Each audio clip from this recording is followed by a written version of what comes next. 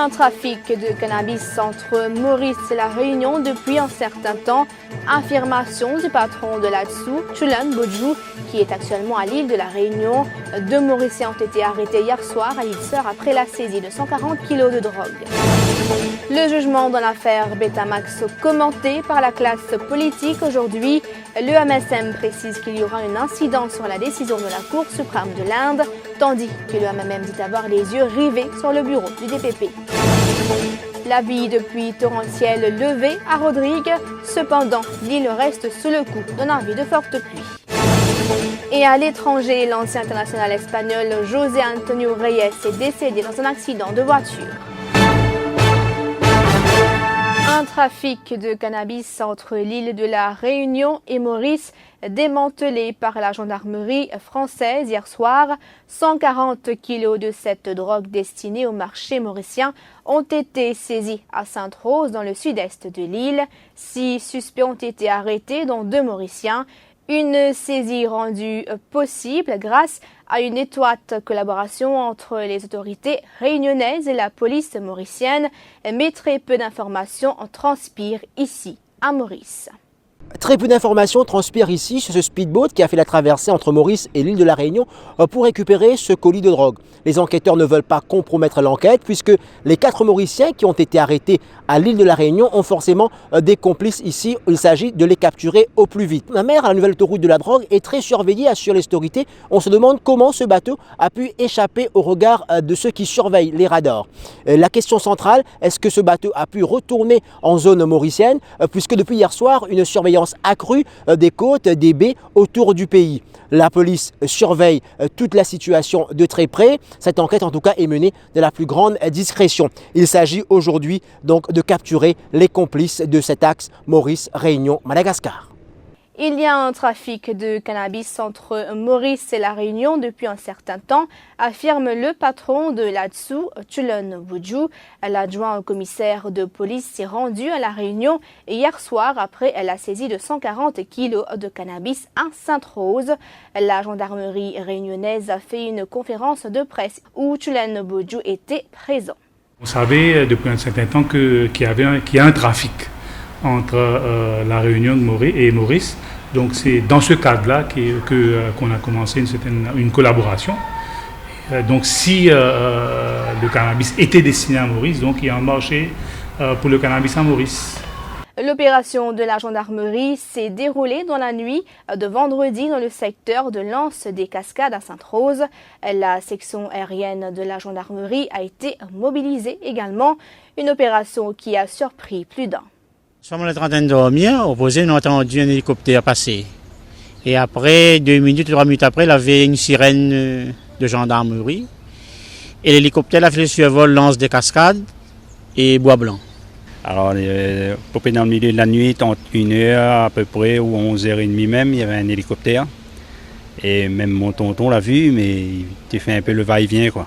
Bon, ben non, il y a la point de contrôle, là, pas rien, apparemment. Bon, ben, tout le monde essaye de faire avec. Il y en a même des petits bateaux, des fois, nous trouvent un peu bizarres, nous pêchent sur le quai, des fois, nous voit des lumières un peu bizarres, de loin, mais pas les bateaux dans le port de Sainte-Rose, hein, parce que nous voyons, ils sortent de là-bas et ils arrivent, quoi. Après, maintenant, comment tu fais pour faire rentrer ça sur l'île de La Réunion? Question banco, par contre. Peut-être qu'ils exportent aussi. Peut-être. Mais moi, je pense que plutôt avec des trucs flottants. Et où dit, en tout cas, s'il veut, il gagne parce que les passés sécurisés.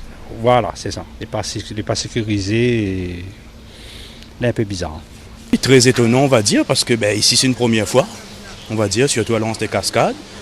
Et du coup, la chose qu'on se demande, c'est de dire comment ça va se passer dans les années à suivre. Du coup, est-ce qu'il y aura plus de trafic ou bien si ça va empirer. Du coup, on va dire c'est très étonnant même. L'avis de pluie torrentielle émis ce matin à Rodrigue, levé dans l'après-midi vers 15h30.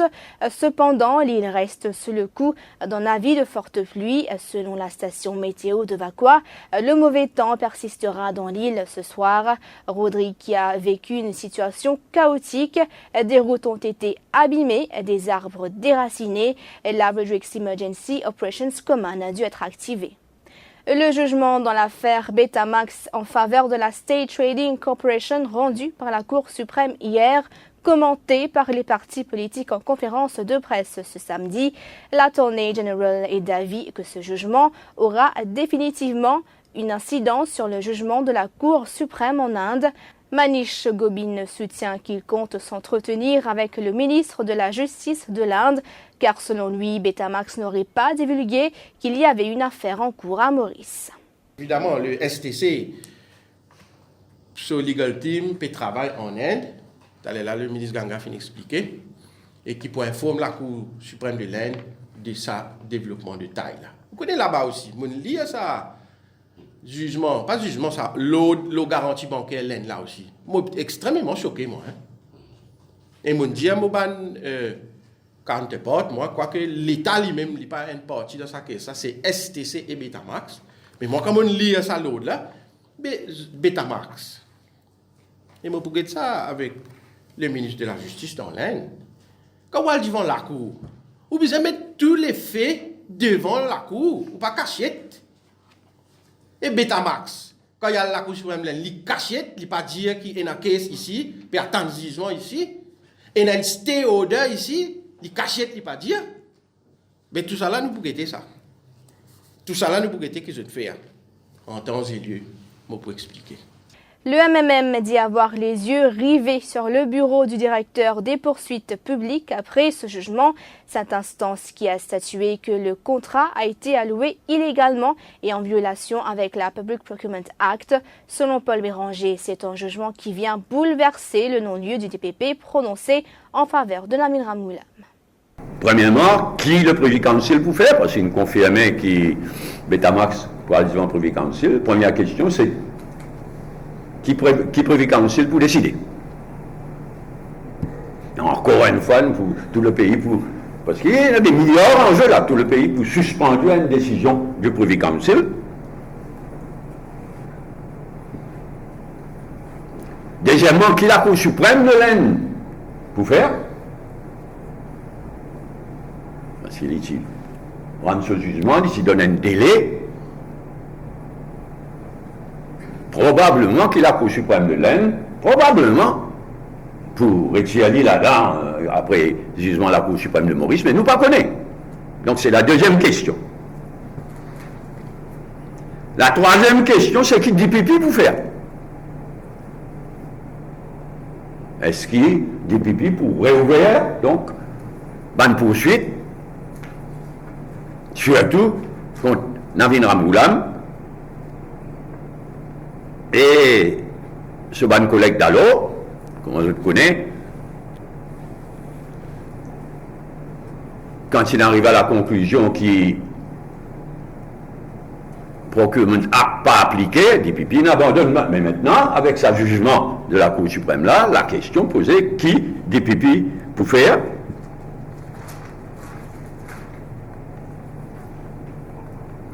Là, nous tous MSM, tap même. Mais nous pas oublier qu'en 2010, MSM dit puis MSM dit dans le gouvernement avec Parti travailliste, et MSM dit défendre ça de chez Betamax là, à fond, y compris Soudan répondant à une de nos bandes PNQ, mais bandes PQ aussi, mais à une de nos bandes PNQ. Un jugement complexe qui viendra enrichir notre jurisprudence. C'est l'avis exprimé par Alan Ganou, le président du mouvement patriotique, qui devait rappeler que la question concernant les procédures d'appel d'offres a maintes fois été soulevée au Parlement, et ce, depuis 2010. La Cour, la Cour, à page 18 du jugement, il dit, le bench dit, il fait une écoute. The able arguments des deux avocats, des deux parties adverses, là, il réalisait qu'il y a difficulties interpreting whether the contract of affreightment falls within the definition, definite contract of the type qui, comment dire, la loi Regulations Pécosé. Donc, la Cour même réalisé, dire que c'est un point moins difficile, un point d'interprétation bien difficile. Donc, finalement, la Cour suprême tranche en faveur les avocats de STC et pas fin accepter les arguments de Betamax. Donc, on fait donc une distinction qui chaque contrat, qui regulations. Donc, tu applies et tu vises à faire tender procedure. Alors, donc, dans quelques mots, le point qui dispute et la Cour une tranche en faveur de STC. Et comme on dit, c'est le deuxième point là aussi, lié avec le premier point. Donc maintenant, nous apprenons que Betamax a décidé de faire appel au Privy Council. Nous attendons qui peut arriver. Mais donc, je pense qu'on est, pour prendre un peu le temps encore, on est parti pour la gloire, parce que nous parlons, Betamax pour le Privy Council, pour prendre encore un peu le temps finalement pour le Privy Council décider qui a tort, qui a raison. Dans le cas international, c'est un jour d'une infinie tristesse pour les amoureux des gauchers élégants. José Antonio Reyes est mort ce samedi à seulement 35 ans. Le milieu offensif a perdu la vie dans un accident de la route, comme l'ont indiqué les médias espagnols et son club formateur, le Seville FC.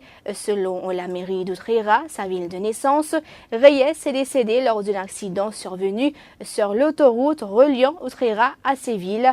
Un neveu du footballeur a également trouvé la mort dans l'accident. En son hommage, la Liga et la Fédération espagnole ont annoncé ce samedi le report à mardi des matchs de la 41e journée de 2e division qui était programmé dimanche, dont celui d'Extremadura à Cadix. Fin de ce journal, merci de l'avoir suivi et comme vous le savez, l'info continue sur le www.defimedia.info.